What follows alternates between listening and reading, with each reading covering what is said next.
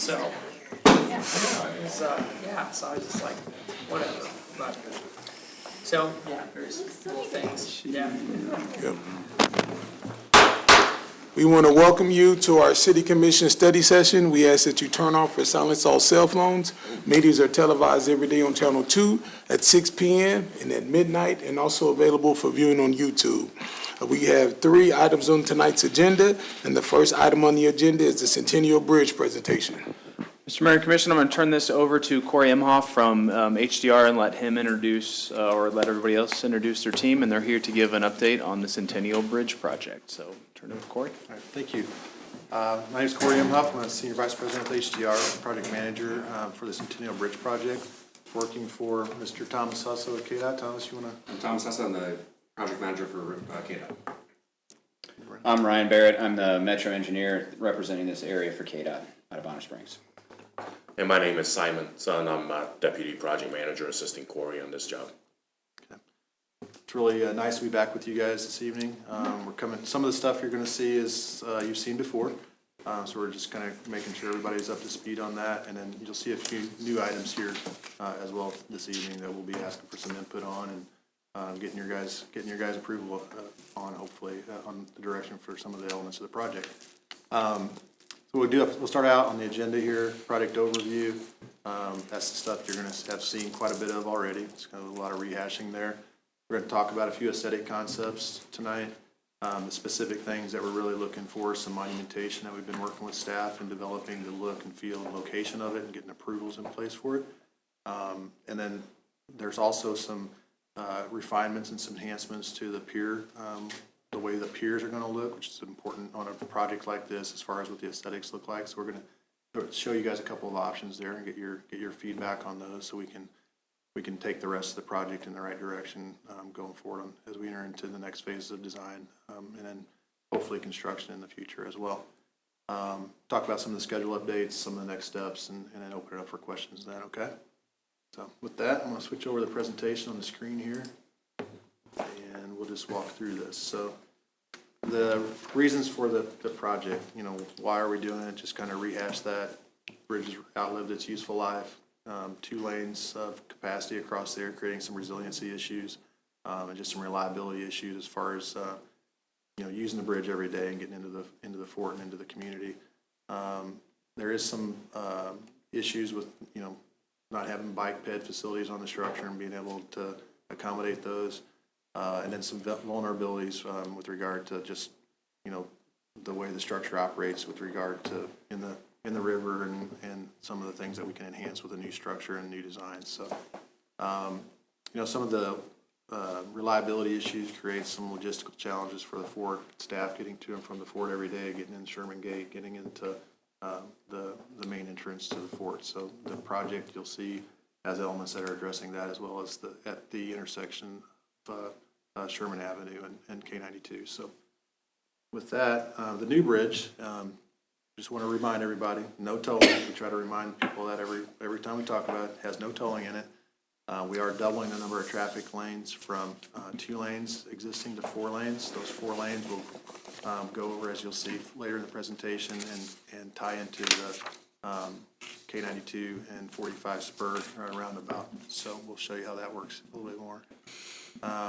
Resiliency from flooding, we talked about that. The type of foundations we use will be extremely resilient to flooding and scour impacts.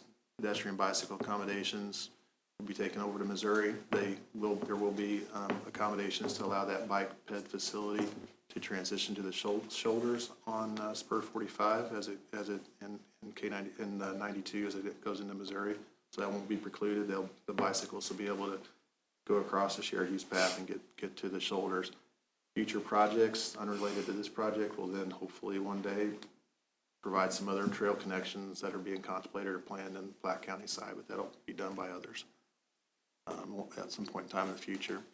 And then the navigational span, the arrangement on where we're setting the span will be greatly improved with the new structure as well, and where we're siting the piers and how the river navigation can use the intended navigation span. So we're working with the Coast Guard and the Corps on that element of the project. Same image that we've shared before as far as what the overall bridge looks like. There's some refinements that I want you guys to kind of think about for future part of the presentation. The way the piers look here, right now we've shown open column, round substructure elements coming up and supporting the structure everywhere. Kind of keep that visual image in your mind as we move forward in the presentation, as we reference some of the other stuff in the future here. There's a footnote at the bottom here that that kind of talks about that we, you know, the aesthetics may change as we go through this project. There still could be some changes, but this image is pretty far along. It's pretty photorealistic on what we intend the structure to look like. I like the way you made our river blue. Looks pretty nice. So we're gonna have, we're gonna have a beach there that we can, It's, I think it's amazing what you can, I mean, pull off of, stuff like this. Our architects do a pretty good job with this, so. I talked about the intersection at Sherman Avenue. We've worked really extensively with the fort and staff on the way this looks and how it's set up. There's a lot of additional capacity here to have that reliability in the morning when traffic's coming in and in the afternoon when traffic's leaving at those peak surges. You know, you can note here the double lefts, the 2 through lanes, everything we're doing here with this intersection will greatly improve the corridor and the way it functions. One thing to note is the right in, right out at 5th Street. There's some access control here that we've coordinated on and that needs to happen there in order for this intersection to work the right way and for that inbound double left to work for the fort from a capacity perspective. So we'll talk about this a little bit more later on, but it's important kind of, if you look at this, that we won't have any disruptions to the use of the bridge throughout construction. Traffic will be maintained from Missouri to Kansas, Kansas to Missouri. People will always be able to use either the existing bridge or the new bridge and get across the river, all right? We also worked really closely with the fort in the phasing of how this intersection gets built. In order for it to work out in the construction phase, when we're building half at a time, you have a little bit of period where you have reduced capacity, and we need to do some things to make sure that it continues to work and feed traffic into the city. So in talking and coordinating with the fort, we can close their use of Sherman Gate for 1 year, and that gives us the reduction in capacity that we need to make this intersection work throughout construction for the other traffic that's needing to get through on K92. A really important aspect of the traffic control for the project that we've been working really hard on to date. So roundabout on the Missouri side, you'll see there's from 92 when it comes by the roundabout, we're adding a lane there that bypasses the roundabout so that westbound traffic does not have to get into the circulatory roadway there around the roundabout. Okay. It's a capacity issue from our projections that we needed to add to the project.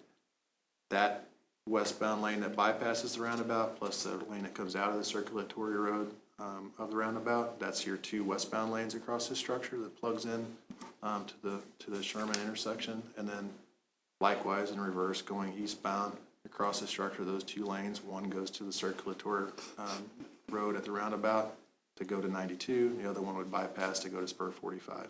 That's your 4 lanes across the bridge. Very similar to the original planning work that was done years ago with a few minor tweaks to it. We've worked a lot on the fencing. You guys have seen a lot of these details previously. They're just further refinements. You'll see a transition here on the fencing, both on both sides at north and south side of the structure. There will be an increased arch kind of fence like what you see here with elements of their original structure with the arched element down below kind of built into that. This is done to satisfy the railroad security requirements for a taller fence over the top of their right-of-way. So that's why this undulation in the outside fence is occurring. So a lot of input in that, and a lot of work with staff on the look and feel, the colors, and the way things appear. And we have a really good direction here on where this needs to go at this point in time. So just sharing that with you again. Remember the look of these round columns as we move forward into some of the next steps here. Okay. Another close-up view, kind of, through the rest of the walkway, the way it'll look as the users are walking down the road. This is transitioning out of that taller area, and you can kind of see the more normal height railing out in the distance where the arch comes down and it's flat, and it flattens out and follows the grade of the rest of the bridge. That's what the user will see as they're walking across it. And we have incorporated a couple of overlooks, kind of in the vicinity of those piers for people to be able to go out and get out of the way of people walking by and kind of experience a different setting out there in a viewscape, looking back to the south, and have a scenic view of the city and of the river. So now that you've seen all of that to date, that is very similar to stuff you've seen before, I believe, for the most part. This is the first piece of new information that we wanted to share with the commission and get some feedback on and some preferences. We developed a couple of different alternatives. One of them is, I would say, developed more from the bridge engineers working on it, and other ones where our architects took some artistic license and did some things a little differently. So we are wanting to get the commission's feedback on these two options and which ones you like, which ones you don't like. I don't know if there's much if we can get to consensus tonight on that. We'll be here all night. We would love to get your feedback on I what you know, like that's and don't like something about that's- these, so. Pretty basic. Yeah. I don't really have a preference for one over the other right now. I like option one. I like option 2. Is there any structural difference? Here we go. We can make it work either way. I don't. I mean, yeah, it'll, Either No. one. no matter which one you use, you're still gonna be able to carry the same weight over the top of the Yeah, we'll be thing. fine, yeah. Is there any cost difference? Cost difference, I'd say option 2 is gonna be a little easier to form. The insets on option 1 will be a little bit more expensive. I go with option 2. Yeah, I'm good with option 2. Sound like we got a consensus, option 2. Option 2. Hey, man, that's the easiest decision ever. When it comes down to money, it makes it easier. Well, if it's easier to form, then it'd be just saved you easier to money, reform Ryan. if it ever has. Exactly, we just saved you some money. Yeah, yeah. Is Option there something else? 2 will be pretty easy for forming, so. I would say, option 1, typically a contractor would have to buy some specialty forms, so there's no upfront investment, and they would potentially never use them again. The flat, unfaceted column shapes, typically, they don't have to do that. So that'd be the difference. Looks good to me. Okay. That was a lot easier than I thought it would be. Mostly people are gonna be looking at the bridge more than the supports, I think, you know? Yeah. I mean, they'd see it at a distance and you wouldn't know the difference at a distance, I don't think. Yeah. Yeah, there's an aesthetic difference, but only if you're down there to look at it. Yeah. If you're She's our going over design the lady. bridge, you can't see it. Yeah, some of the reason we wanted to, you have a park down there, there's gonna be people walking around down there and using the park, wanted to make sure that this community had a good viewscape, And if you like the round columns, we can do the round columns that we had originally laid out too, so. Do we get to select the color? What's that? What we have to be careful of is the color of the paint that, what's called tag artists are gonna start applying to it. Okay, No, I think it looks good. Yeah. Yes, number 2. okay, number 2. All right. The next item is the monument. We've been working closely with Ryan and other staff at KDOT to get the location, size, and scale of this approved, and then coordinating with staff to garner their input and approval as far as what we're trying to set up here as well. And we have arrived at this option as being the preferred option for an entry monument on the west corner of the bridge between 4th Street or Sherman and the west end of the bridge. There's some, as far as citing this and how it needs to be, there's some specific criteria and rules that we have to follow, and we've been working through those, and we have the area support of this element and staff support for this element. But we need the commission to take a look at it and then contemplate the cost of this. This is the piece the aesthetic piece of the project that KDOT would be looking to the city to fund if you want to Okay. do this. We have preliminarily put together an estimate. We think this is $210,000 worth of construction cost.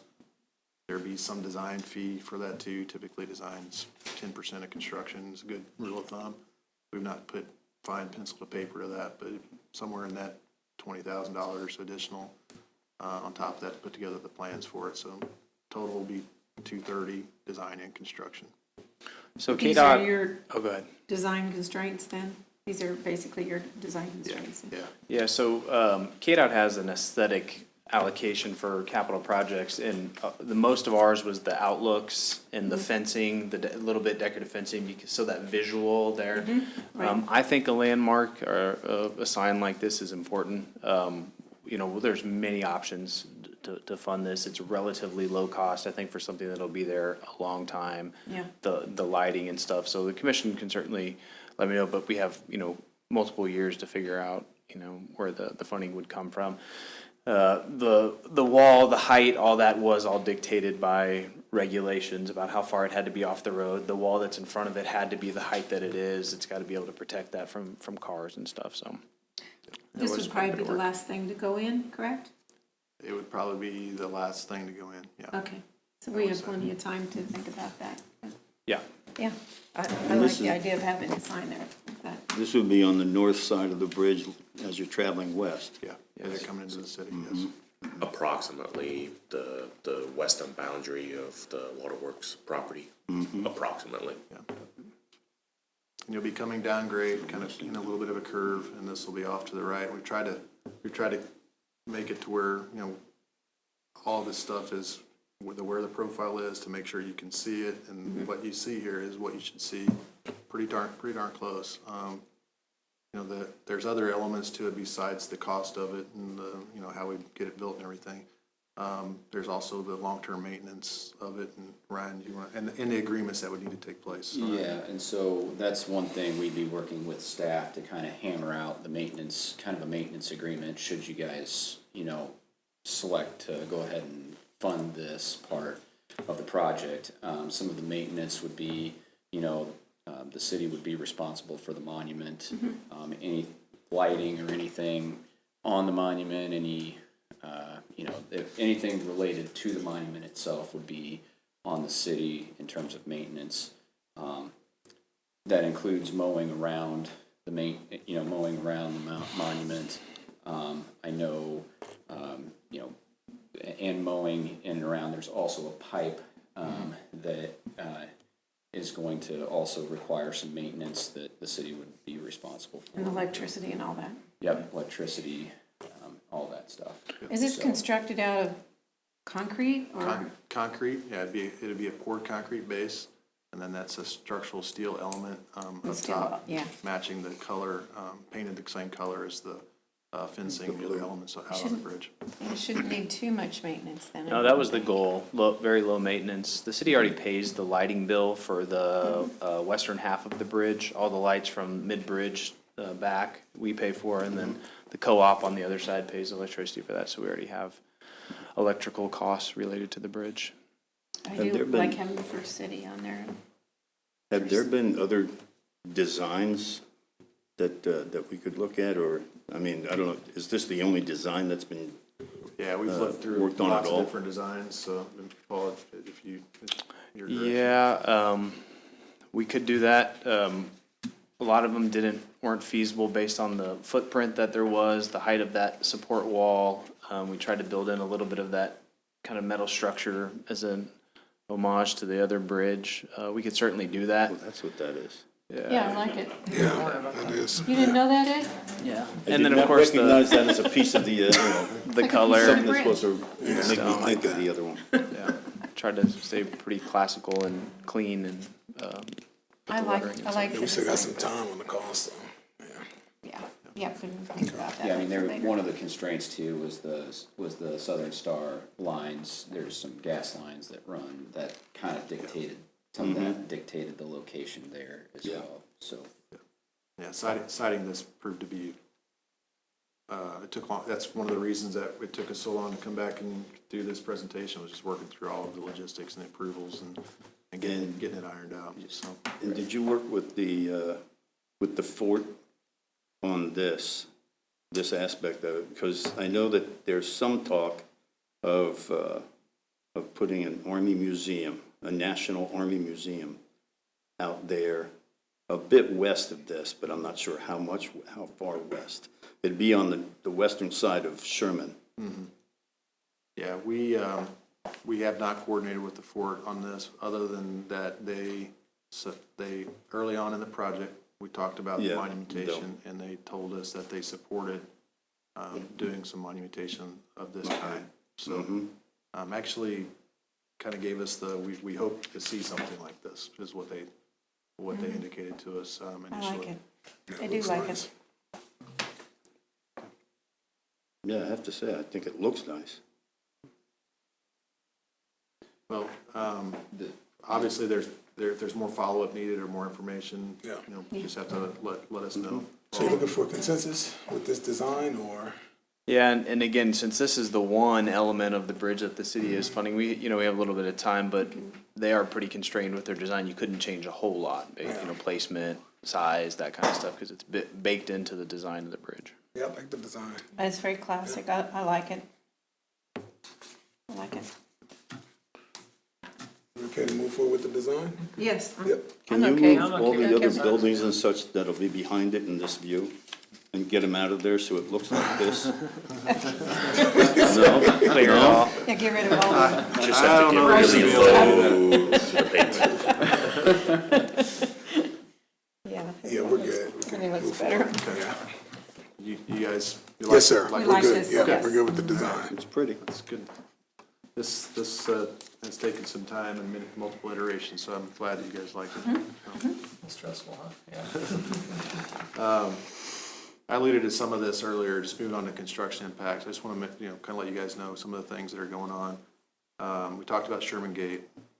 We've got to get that intersection closed. They'll still be able to use Sherman northbound. The fort just won't operate the gate to let base traffic in there for that year that we're reconstructing the intersection.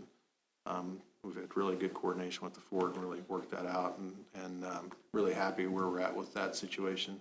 Did the fort said they were gonna keep the main gate open and then open the other gate that's further west? They're working out the logistics of that, but that was mentioned as a potential possibility on how they might have to operate. Yeah. Okay. The next thing is the campground. If you guys look at what we've got to do down there, there's a lot of activity down around the campground, specifically just to the south of the shelter that's down there on the riverfront, and just the construction access, the cranes that are going to be down there, the things that are going to be lifted down there. We've worked with staff and a 1 to 2 year impact to the use of the campground during construction is very likely. We don't have it all ironed out exactly, the nuts and bolts, how that would work, but we're contemplating closing the campground during that construction, just for the safety of everybody, and also for the public to know when that campground is available for use. Is kind of from a scheduling perspective, that's something that's pretty important to parks in the city on how they use this campground in the future. So we're still determining that. We'll try to limit the impact as much as we can, but there's a lot of work that needs to be done down there in that area. With the railroad there, it's pretty tight. We have to get girders down in there. We're gonna have to get concrete down in there. We've got to demolish the old bridge at some point in time. That'll all have impacts on how the park can be used. So that would start in 2027 when the campground would have to close and. We probably won't dictate that to the contractor. We're probably gonna give them a time frame and let them kind of determine when they're going to close that with some restrictions and Yeah. some. Yeah, just so we Yeah, have we would notice to tell our, We would notify, People. notify them in advance, so, and we'd obviously notify the city as well in advance of those closures, so, Is the city or Parks and Rec looking for a possible temporary other location for a campground? The biggest problem is all of those pad sites have electricity, and we have sewer connections down there, Yeah, and we have water. shower facilities. And so we don't have anything that Yeah, that even would remotely really do it. replicates that. We have talked about when the construction schedule starts, if we know that it won't be impacted till July, we may, make that call that we'll take reservations through June 31st or something like that. We may be able to allow local reservations here and there. What we want to avoid is a lot of campers make their reservations 6 months or a year ahead of time because they're going across the country and they're stopping. And so we would probably, during this 2-year period, not accept advanced reservations just because we don't want to let down somebody who's coming. But we may be able to do some local and weekly reservations, depending on conditions. But at some point, the amount of equipment down there would make it unsafe, so. Yeah.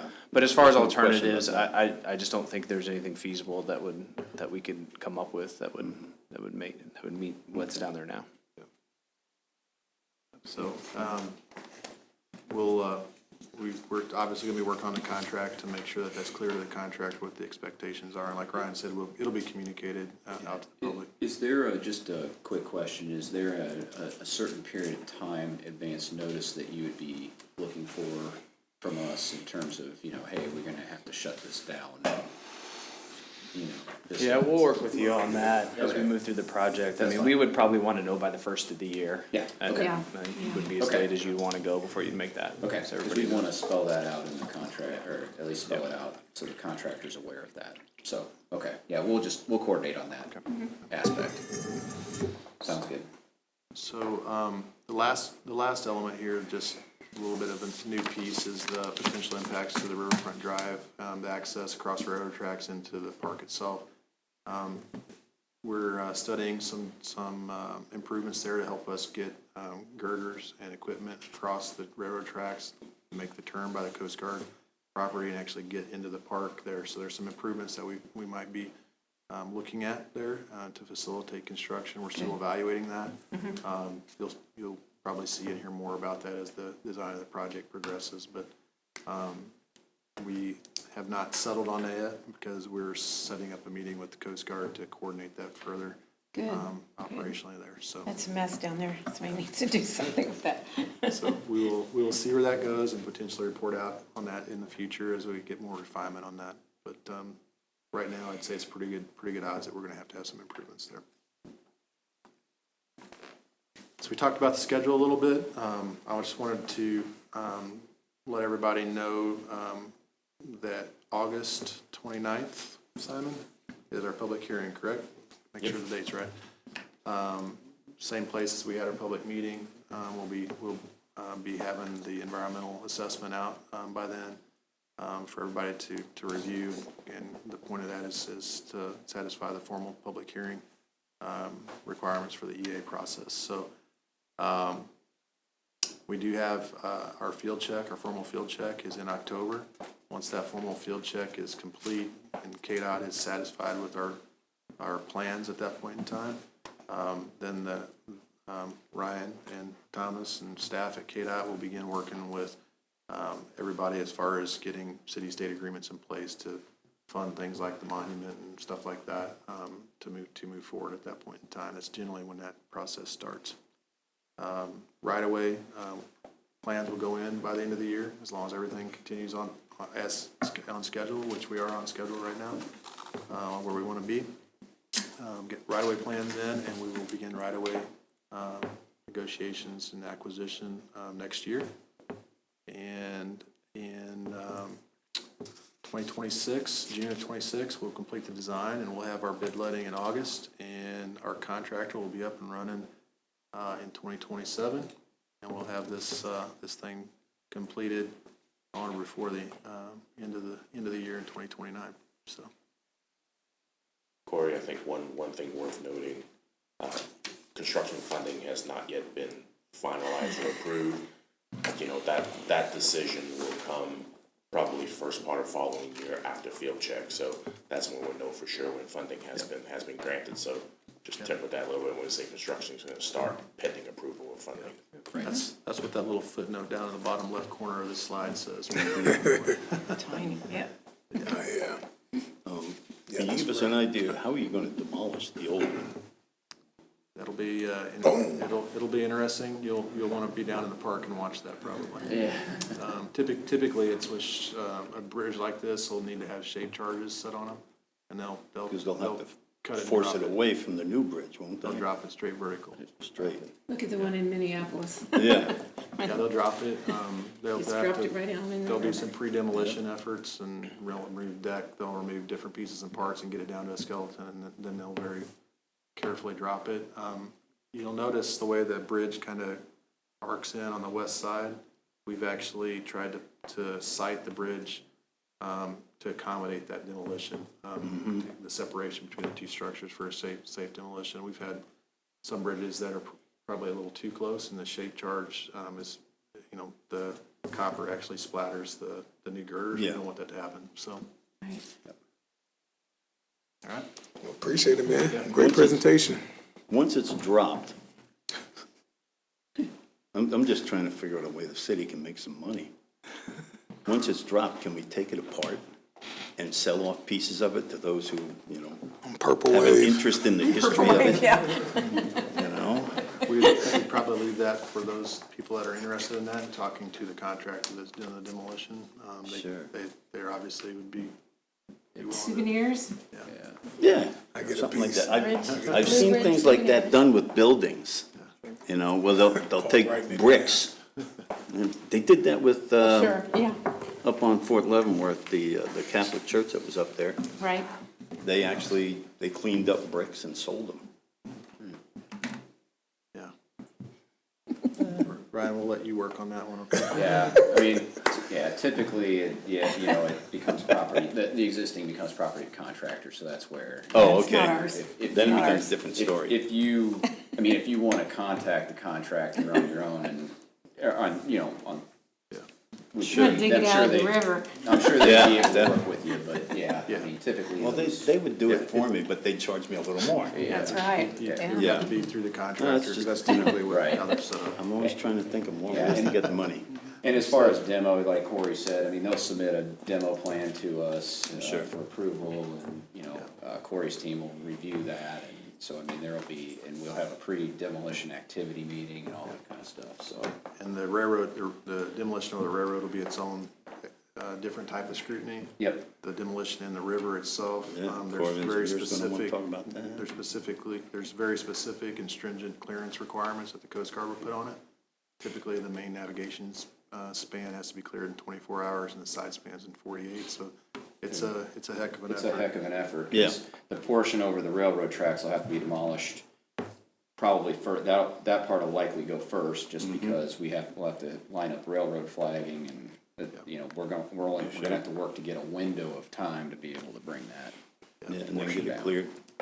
So, That's. there'll be a lot of coordination and effort Whenever, there. when the main spans are shot, though, I've seen a number of them shot. I would go out and watch it. It's very exciting. And then you get to deal with the traffic, getting away from it typically. So that's the not fun part of it, so. Yeah. But, I don't know is there any other questions that we can answer for you guys on where we're at? what we're Questions? doing? Not at this point, Okay. good No, presentation, I thank appreciate you. it. Thank you.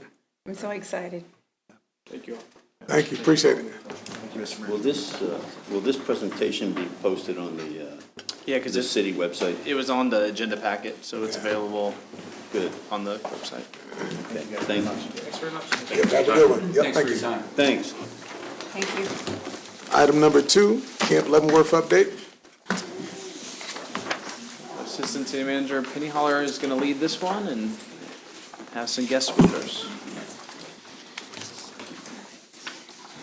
It's hard to top a bridge explosion. We'll try. We think we can do it with Camp Leavenworth. Boom. Connection with.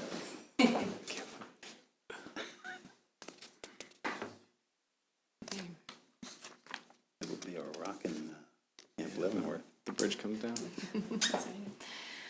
Mayor and Commission, we are about a month out from Camp Leavenworth 2023.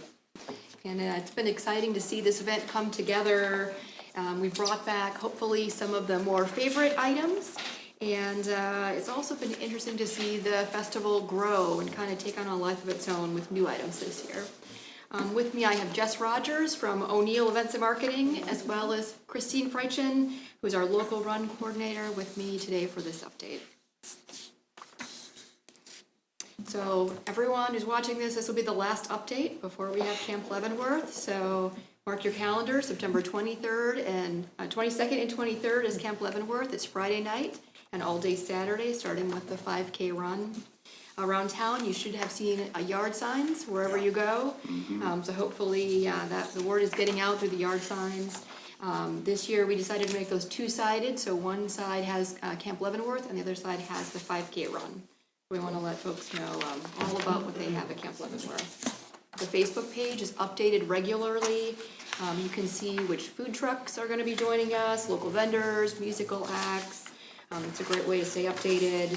You can also go on the website and sign up for updates, and those will go out to your email. That's also a great way for folks to get involved. We need volunteers that can work the gate, help with Camp Crafty, support the silent disco. If you want to come volunteer, we will find a space for you to help. So either register on the website or reach out to us. And then I will also say the Convention and Visitors Bureau staff has been getting out in the last few days with these flyers that you should have had on your desk. On one side, again, is Camp Leavenworth. The other side is the 5K run, trying to encourage those sign-ups. And they went around to local businesses who are willing to put up posters and have the flyers out. So hopefully we're doing a good job getting the word out. They will also be at Pear Day, which is this Saturday on Fort Leavenworth. They'll be participating in another event. The Flicks is the Fort Leavenworth information sharing event that they have. Also working with our partners, the Chamber and Main Street and others, to get the word out. So you should be hearing a lot about Camp Leavenworth in the next month. Hopefully we're getting the word out. I'd like to have Jess Rogers from O'Neill kind of talk a little bit about some of the larger media purchases that we've been working on. Yeah, definitely. Beyond what Penny has already spoken about, we have purchased 2 billboards that will run the last week of August through the festival, through September 23rd. Those are really great locations. I can send them along, but they're really great exposure on the highways, and they will each have up to 8 pieces of artwork that rotate. They're digital artboards, so we'll get a lot of good stuff on there talking about the festival. We are also working on some radio buys with the Bridge 90.9. A lot of the musical acts that will be performing at the festival are regulars on this radio station and are well supported, so we're hoping to kind of pull from some of those followings outside of the local community here. And then we're also doing a little bit of social media buys and ads on that to push a little bit beyond. I will ask if you see any social media tagging the city's account, please share in your stories and beyond. Just we want to up that follow throughout the year to get people kind of invested a bit more. What's the hashtag? I keep tagging the city's account Okay. and everything, and so I should have that memorized at this point. today, I just shared it. Yep, there we go, see? Yeah, thank you. Get that out. So everyone here knows Camp Leavenworth. It's a free festival for the young and the young of heart. And one of the items I'm previewing for you today is the newly designed toddler t-shirt. So this is one of the sneak peeks you can expect to see at Camp Leavenworth. Cute. What's also been exciting is we had 10 more local vendors sign up since the last update. So that's a total of 15 local craft vendors. We have 5 outside vendors, so that means it's going to be a majority local vendors at Camp Leavenworth for the first time this year. So that's exciting for Leavenworth Unique Crafts. Facebook highlights a local vendor every Wednesday, and then there will also be 9 food trucks, and those are highlighted on Foodie Fridays on the Facebook page. I think Kona Ice has signed up as well. They might have some local ties, so that's also exciting to see. And then new this year, we will have 2 of our local breweries. So these are downtown breweries in Leavenworth. We will still have the beer and wine sales as we've had in the event previously. I think the bar was staffed by some volunteer help from Fort Leavenworth. The Fort Leavenworth Spouses Club, I think, is helping us with that again. These are 2 new beer options. So if you haven't had a chance to get downtown, we're bringing that to Fort Leavenworth, or to Camp Leavenworth, excuse me. It really was kind of a great alignment. We had these 2 new businesses, and it seemed like it worked with our needs for the festival, so it's really great when we can have those items align. And the Business Bulletin Board is back for the second year. This is where Leavenworth businesses can submit a 5x7 flyer, and it'll be included in the bulletin board. You can see it's camp themed, so I'm really just kind of doing some involvement of our local businesses in the community in the event.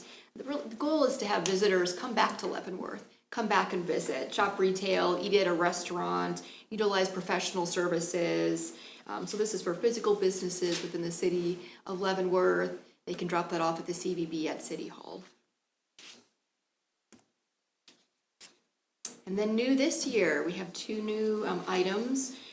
One will be a Camp Leavenworth themed dance performance after the 5K from the First City Dance Center, formerly Dina Schroyer in downtown. So I think we're all excited to see that. I think Jess might have the scoop and know more about how that's developing, but just another way as we start off the Saturday to bring folks down to Camp Leavenworth, and then while they're there watching the dance performance, have them stay for the festivities. We also are having a 360 photo booth. So in previous years, we've done the photo bus, and that's been well received. This year, we actually had a local business reach out to us to consider doing a 360 photo booth. This really is for those that have social media. So in essence, it's photos, but it's a 360 in the round. So it ends up to be a video that you can share on your any kind of social media, your TikTok, your Instagram, your Facebook, your help me out, making. Jess knows all the things. X. Yeah. There you go. So we talked about, I think one of the questions that came up was, what can teenagers do at the event? They'll know all the things where they can post this and show it to their friends. They can show old people how to post on social media. Exactly. Yes. And then the music lineup launched in July. I think we talked about this. The goal is to really have kind of broad appeal, various audiences. We'll have two local acts, the Darren Denny Band and the Penny Black Band. We'll also have another contestant from The Voice. So this is Cassie Joy. She was on Team Blake. So it certainly has a pretty good following there. And then also includes the fireworks Friday night. That'll be at dusk, roughly 8:30. So that will be some of the entertainment that we'll have available there. And then the next morning, we will start the 5K run on Saturday. And I'll let Christine kind of fill us in on that update. The 5K is back. I listened to feedback from people from last year. I mean, it was overwhelmingly positive, but we will have a packet pickup that's available on Friday that will cut down on some of the congestion at packet pickup on Saturday morning. It'll also get more people into Camp Leavenworth on Friday. Yes, we have a new t-shirt design that's a little less bunny heavy, a little less girly. That was one of the comments from last year, is that the t-shirt was a little too feminine. So we have another design that I personally really like a lot that also has the year on it. So the idea is that people could do it every year, and eventually they'll have a whole collection of shirts with the year, with each progressive year on it. We have about 70 signups so far. I've been watching the web traffic, and like every year, like the traffic goes, or every day the traffic goes up and up. So everyone's lurking. This is exactly what they did last year. Like the page views went up and up and up, but nobody signed up until they knew what the weather forecast was going to be. So as with last year, I expect most people are going to sign up probably in the 2 to 3 week period right before the festival, when they kind of get a sense of the weather.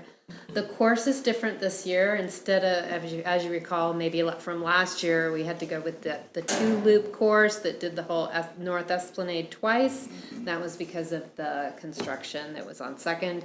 That is all completed, as you know, so we'll go back to the original concept for the course, which was a southern loop that takes you south past the Justice Center, up around South Esplanade, and then back downtown. You go right past the finish line again, and then you do the northern loop once. The other great thing, we had a lot of people last year that only did one loop.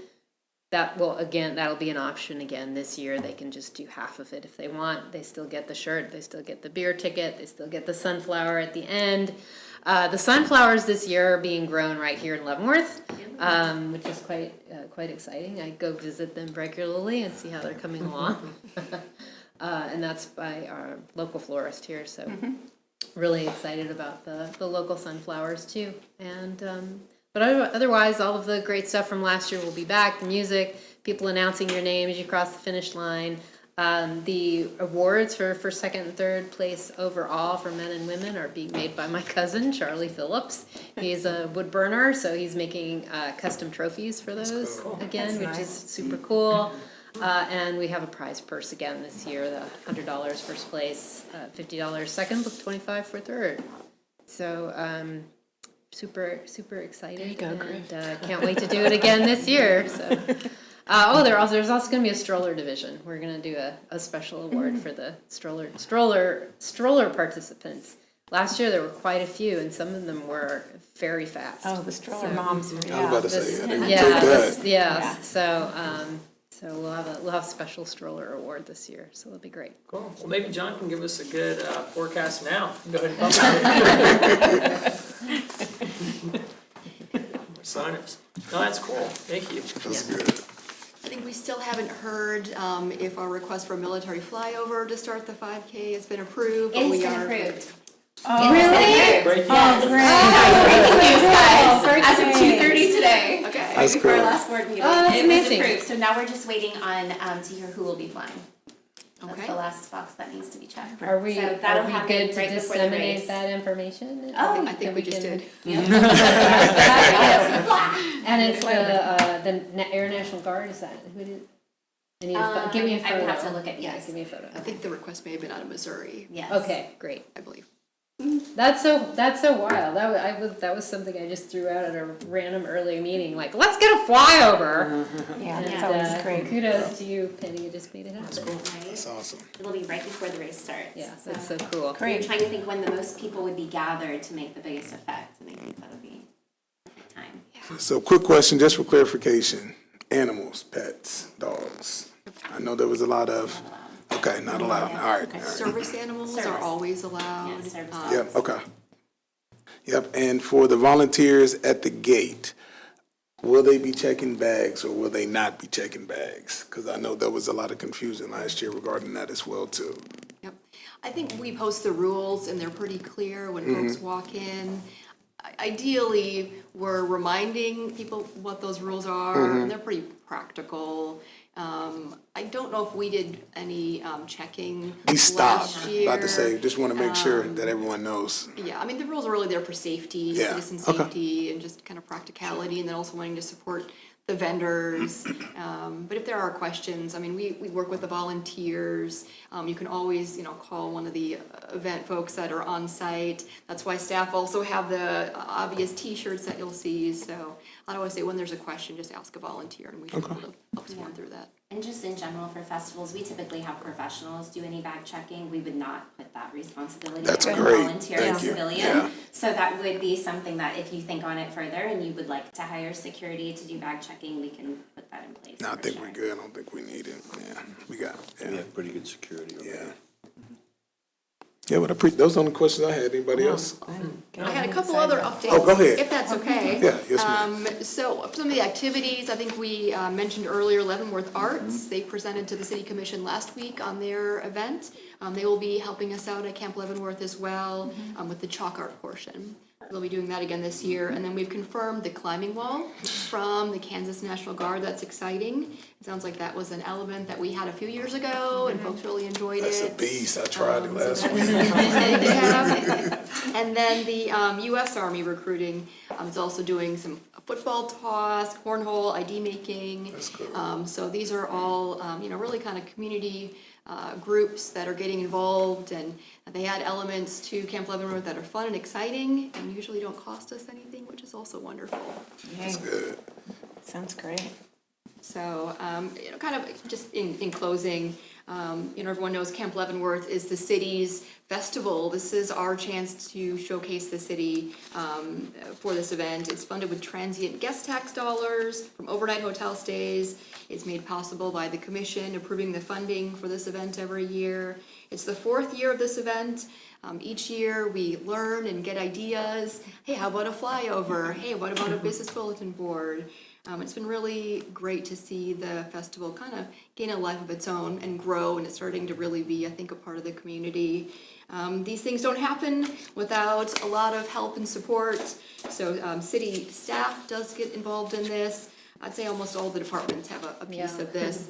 The police department does road closures, and the city clerk gets the license, permits, and the CVB staff is out letting folks know this is happening, and it's really a group effort.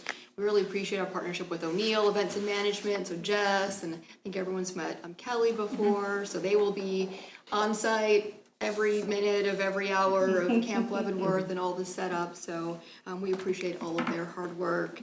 Our 5K event coordinator, Christine, who's doing this on a volunteer basis, came to us last year and said, hey, I have an idea. So it's been really great to see these things just kind of grow and develop. And then it also couldn't happen without the groups that participate and volunteers. If I haven't mentioned or folks haven't heard, we could use some volunteers to sign up and help us. That's the only way to get the free staff t-shirt, and you can go ahead and register on the website. Yeah, and actually because of the non-repetitive 2-loop course, the longer course, we actually need more volunteers for the run than we did last year, so still get a t-shirt, still get the sunflower. And it's only a 2-hour commitment. And a beer ticket. And a beer ticket, Oh, sure. okay. Why not? That might sell it for people. Yes. So with that, we're happy to answer any questions you Oh might yeah, have. the cheerleaders coming back too. Was that the high school Yeah. cheerleaders are going to help us High out with school volunteers? cheerleaders, yeah. Good. Cutoff for race registration? We'll be doing on-site registrations Cool. on Friday, Cool deal. hoping to avoid race day registrations. That was kind of a melee last year. But Friday there will be on-site for people that don't have internet service or don't want to do that online. They can sign up on Friday at Camp Leavenworth. Cool deal. That's good. Any other questions or comments? No, thank you. Nope. So excited. Deep thought. Yeah, I'm thinking of something, but it'd be something that's too late now, for next year. Okay. Yeah, well, I appreciate Spit it. it out so you don't forget. No, for next year, if you haven't already done it, and I don't know if you've maybe already done it, Okay. so. Yeah, we'll take ideas. I mean, Yes, always. it's been exciting to hear what develops and what people think of that we've been able to incorporate. Thank you. Appreciate it. Yeah, thank you. I know. Last item on the agenda, solid waste operations update. Yeah, Mr. Mayor and Commission, I'm going to turn this over in a minute to our Public Works Director. We're not looking for consensus tonight, we're not looking for changes, we're not suggesting any changes. We just want to have a conversation, kind of where we are, what we've seen so far, some of the stuff that's gone well, some of the adjustments we've made, just to kind of communicate with the public and with the elected officials. So I'm going to turn it over to Brian. My presentation isn't exciting as the last two, but I do have some trashy photographs for you. I love my keynote. Some of those are kind of exciting. As everyone knows, the last several weeks have been challenging for our staff. From implementing the polycard system to staff shortages to delays or inability to dump at the transfer station. Due to shortage of private trucks to haul from there, we've been running typically about a day behind. This will improve as staffing levels increase and as staff gets more familiar with the equipment. The city did begin enforcing new regulations regarding trash collection on July 31st. These changes occurred after the delivery of the polycarts to our residents. As per recommendations from the Solid Waste Citizens Task Force and approved by the City Commission, the major changes were the citizens did receive a polycart, either a 65 or 95 gallon for the use. They also had the option to opt out and continue to use bags. The city would no longer provide trash bags. Residents could use the polycart and or bags at their choice. The city would no longer pick up loose items, for example, boxes, those types of things. And large item pickups would continue to occur on Friday, but only 2 items per residence per month. So those are the major changes that we implemented. We've seen a number of positives from this effort. The first positive is that the collection staff likes the tippers. We weren't sure, they hadn't used them before, they weren't familiar with them, we didn't know how that would go over. Wonder about that. It was an unknown for staff, but they do like them. We are also seeing less debris and torn bags due to animal damage. And overall, the implementation of the poly carts and the new requirements has resulted in a less cluttered appearance in many of our neighborhoods. We have also received, which we thought we might, a number of requests for poly carts from residents that initially opted out. They saw the neighbors get them, they decided they'd like them. We had 100 extra poly carts, the 95 gallons at the start of this. We're down to probably less than 30. And we have a list of about 50 people who want them. And so we have actually ordered another 100. Okay, good. So that's going well. Crews are also facing some challenges. While we are doing everything we can to make sure everyone knows the rules and that residents have options, such as free First Saturday, our recycling center and brush site, some properties haven't got the message. Some truly appear unaware of the changes, and others appear to be working the system to see if we'll continue to pick up all their trash. Staff is working through these challenges, but change can be difficult. Some of what we are noticing, we ordered 1 tipper per truck because we're continuing to take bags. And so we thought 1 tipper would be sufficient. What we noticed with the number of poly carts that are out there, we can only dump on one side. And so we're having to run the compactor more frequently. It slows us down. So we've actually ordered a 2nd tipper per truck. Good. Our first truck with 2 tippers actually arrived yesterday, and so we started using that today. So that will speed things up. Yeah. Unfortunately, we had a low level of staffing at the exact same time we started the poly cart system. As mentioned, some properties are placing loose items on top of poly carts and bags, with the assumption that we'll throw away the loose items before we get to the bags and the poly cart. We're working through that. There continues to be, as people learn, large volumes of cardboard, those types of things in the piles. One thing we have noticed is the number of carts that are placed at the street and they leave them there. Yeah. Instead of pulling them back to the house at the end of the day, they leave them at the street and they actually carry their trash down and put it in the cart. So that's something that we'll need to deal with also. And one thing that we have received, we received a number of requests for a 2nd poly cart. People like what they have, they like how it looks, and so they said, hey, can we get a 2nd one? And our response has been, we'll determine that later, we're just trying to figure out one. And so, Sure. just some pictures, this is within the last week. These are, they've got the poly cart, they've got the bags, they got loose items. Let me go back. Again, people are using the poly carts, but they continue. Some people continue as they're getting the message. We do post these with a sticker that lets them know what the violation is. When they call in, some of the calls can be pretty interesting. We do remind them of Free First Saturday. We encourage that. Even with staffing shortages this past month, we still continue to have Free First Saturdays because we're telling people, bring your stuff then. We actually been using our street department crews to haul trash trucks to the dump as well as some of the containers we have. So we have the availability for recycle and for the Free First Saturdays. One of the things we are seeing at the bottom, our service is really set up for residential trash service. We've been trying to get away from the whole house dumps and picking that up. But the bottom picture shows this was taken today. And we do continue to see a lot of that. That's more than residential pickup. That is one house that put out about 30 bags. And so we pick that up because we currently there's no limits on trash and it's all bagged and it's under the weight. But that's one of the things we do see a lot. So, but we're working through it. So I think things are improving and they will continue to improve. So. Do you see in the future possibly putting a limit on the number of bags?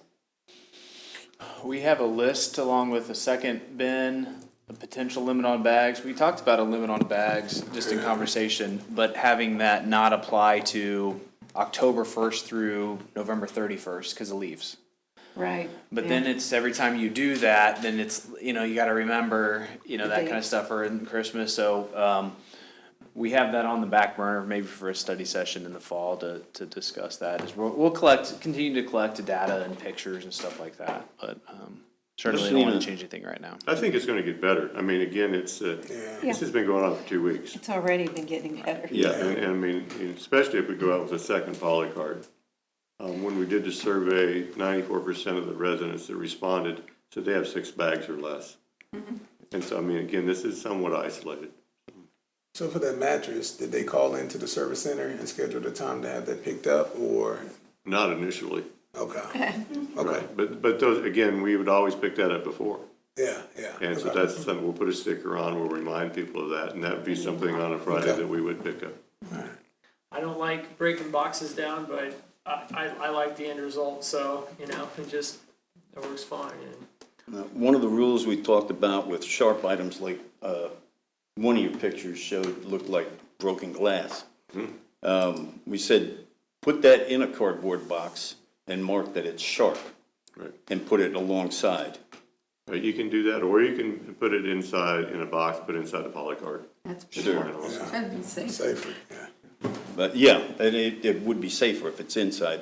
But if we do have people put it out there and it's marked sharp, you know, with a big magic marker or something, you know, they're gonna pick that box up. Yes. Yeah, But we not the allow other one boxes, box, right? one box Yeah. for sharp items. The challenge with that is, you know, we've had a lot of rain lately.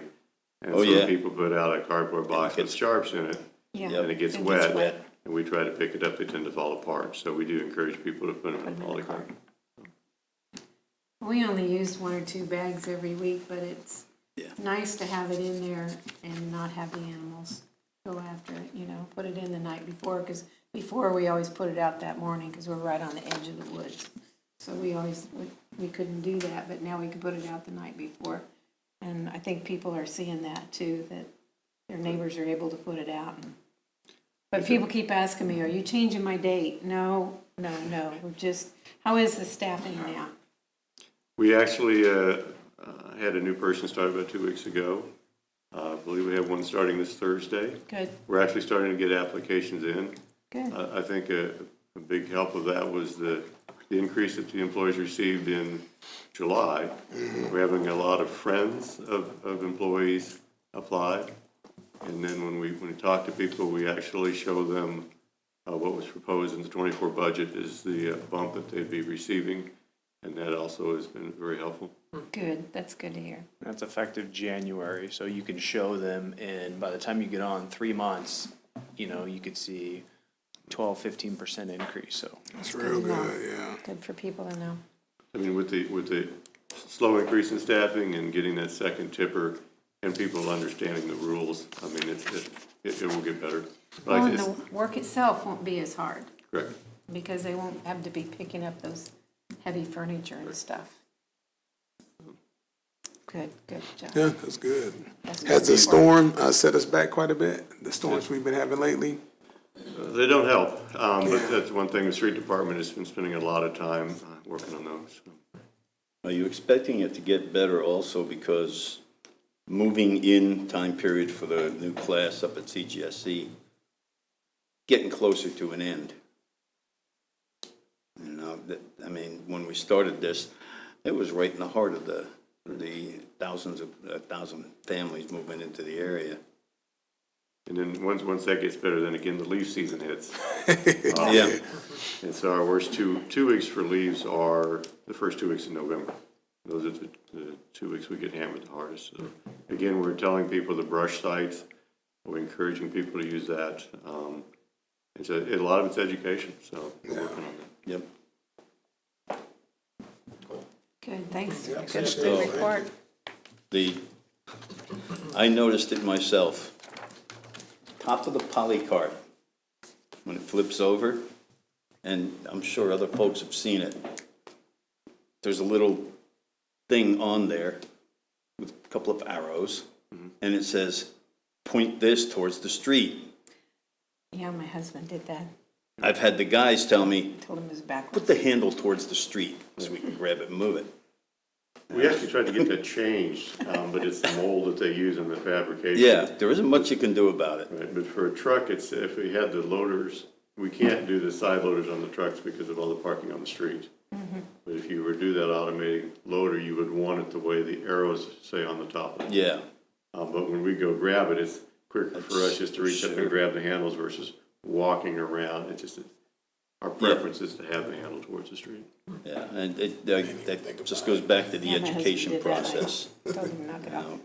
And then we also, with all the rains, we put it down, sometimes we leave the lid open, so when people get home, there's about 50 pounds of water in the bottom of their car. That's all right. Yeah, well, definitely appreciate the update. Any more Yeah. comments? Yeah, thank you. No, Yeah. I'm good, thank you. Thank you, appreciate it. We'll be back in probably 60 days and give you Okay. another update of where we are on refuse. Yeah. All right, well, that concludes our agenda. At this time, we'll go around the table to see if there's any updates. Start with the city manager. Just a quick note, we're starting to get a few questions on campaign signs. Planning and community development, sending the notice out to the candidates. Political signs are allowed on private property as long as they meet the sign regulations. That does not apply to the 45 days. So you could have them out now if they meet the sign regulations, and that's dictated by whether you're residential or commercial. And then it's 45 days from election day. I don't have that date exactly. September, around mid-September. Yeah, that they'd be allowed in the right of way. So right of way signs are still not allowed right now, so if you see a cell phone line or something like that, that's not allowed, it's 45 days, but political signs, as long as they meet the size regulations, and that deals with the state statute on content neutrality. Because if we allow somebody to have a Leavenworth High School basketball player lives here sign or something like that, you have to have a neutral toward content, so those are allowed if you see those out. Great. Okay, thank you. A lot of people have questions every time. Sure. Yep, Yeah. Commissioner Hinckley? I can, as I always seem to want to do, I'd invite everybody to come on down here to these study sessions and to all of our city commission meetings. The more people are involved, the more they're gonna like it and know what's happening here and why things are happening the way they are. So come on down to the city commission meeting, and on Wednesday mornings, go down to the county commission meetings. Right, Commissioner? We'd like to see more involvement of the citizens. She's not mic'd up over there. Yeah, thank you. Commissioner Martin? Just a quick question, Paul, do you know, because I just saw my tax, property tax statement and stuff last week. And so with everything, the way everything came in, I know we weren't gonna know where we sat budget-wise on our, total mill, set with revenue neutral and everything like that. Do we know exactly what it was that kind of pushed us over that rate? Yeah. Specifically the city mill? Mm-hmm. Because if you're looking at your total bill, the school district and the county would be on there. For the city of Leavenworth, we cut 2.688 mils. Sorry, right. Right, which So was for city-supported funds. The library had a small cut, but their cut did not meet the statutory definition of revenue neutral. So since the city levies on behalf of the library, the city's levy was technically not revenue neutral, but the city-supported mills was. And again, we have no control over the library's levy, we just levy it on their behalf. Gotcha. Okay. Now I just had a question, because I was just thinking. Sure. When do we finalize everything again? as Next far as- week. It is next week. Yeah, is when we actually finalize next it. week is when we have the public hearings. Okay, I couldn't remember if we were doing something in September, just trying to go through things, so, okay. We have the public hearings. Do we also vote that week too? For next adoption week? of the budget, yeah. Okay. Okay. I won't be here, and I won't be available to be here at all. But, anyway, I have some comments, so. Okay. Since I won't, are you through? I'm No, sorry. I'm good. I'm Yeah, sorry. that's all I got. don't Yeah. want to talk over No, you. you're good. Since I'm not gonna be here, I kind of just put some thoughts together before the meeting next week.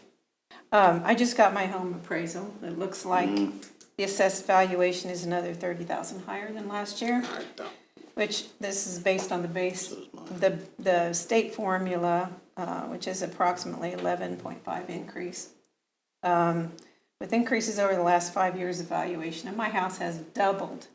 And I'm sure others have gone through the same thing. Because, I mean, my house is a pretty standard house. It's nothing fancy, and it's definitely not worth twice what it was 5 years ago. Leavenworth property taxes, the property taxes themselves are used for most critical services. The police, the fire, public works, city administration, and our library goes through that, sewers and streets.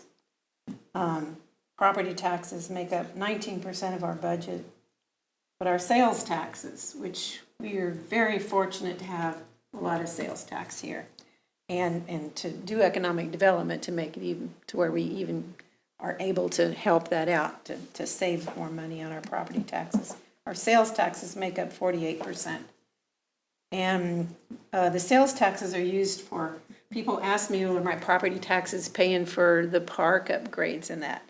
Sales taxes are used for projects, parks, recreation upgrades, economic development projects like the Wilcott building, like other, blighted properties that we might be able to turn around and generate sales tax with.